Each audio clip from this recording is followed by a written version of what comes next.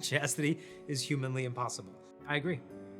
But there is a God, and with him, all things are possible. Because one of the things you most quickly discover when practicing chastity on your own is, I can't do this. I'm gonna fall on my face and fall on my face and fall on my face. Sometimes God lets us fall on our face enough times so we realize this isn't human willpower that's gonna make you pure. Purity comes from God. It's a gift from him. And if we're not asking for it, and we're not going to the sacraments, and we're not praying, and we're not plugged into the source of love, which is God himself, it's just gonna be human effort. And it'll last a while, but then you're gonna fall.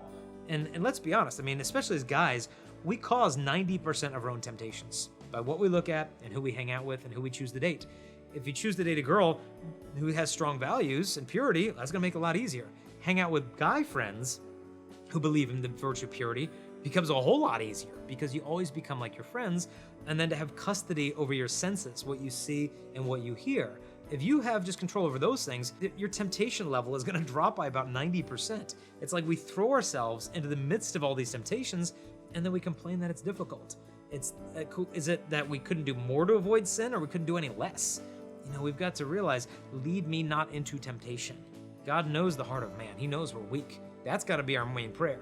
Not to dive into the midst of all these temptations, like, well, I'm gonna be strong in that moment. It's like, no, be humble enough to say, I'm so weak, God, really don't even lead me into temptation because I'm such a fragile person that I'm gonna make such stupid mistakes. And if we can have that humility of just like, God, I know you can come through during the most difficult times, but help me just to do my own part by avoiding the occasion of sin, by guarding my eyes, and then it's doable. It's possible. God wouldn't command that which is impossible.